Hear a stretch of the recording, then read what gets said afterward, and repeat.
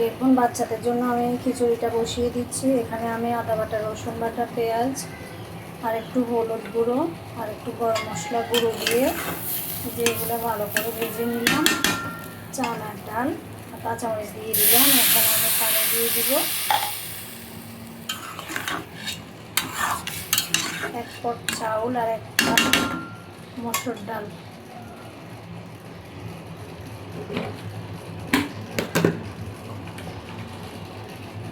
আর দিয়ে দিব এই যে কালকে মাংসগুলো।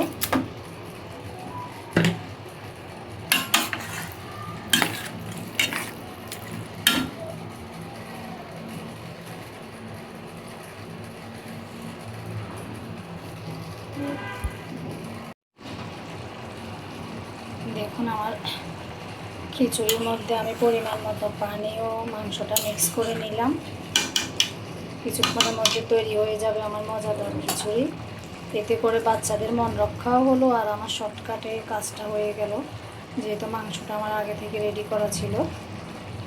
এভাবে মাঝে মাঝে বেঁচে যাওয়া মাংস দিয়ে কে কে খিচুড়ি পাক করেন বলবেন। দেখুন আমার খিচুড়িটা কত সুন্দর হয়েছে, মাশাআল্লাহ হয়ে গেছে। আমি উপর দিয়ে একটু ধনেপাতা দিয়ে দিলাম। আল্লাহ হাফেজ, সবাই ভালো থাকবেন, সুস্থ থাকবেন। আসসালামু আলাইকুম।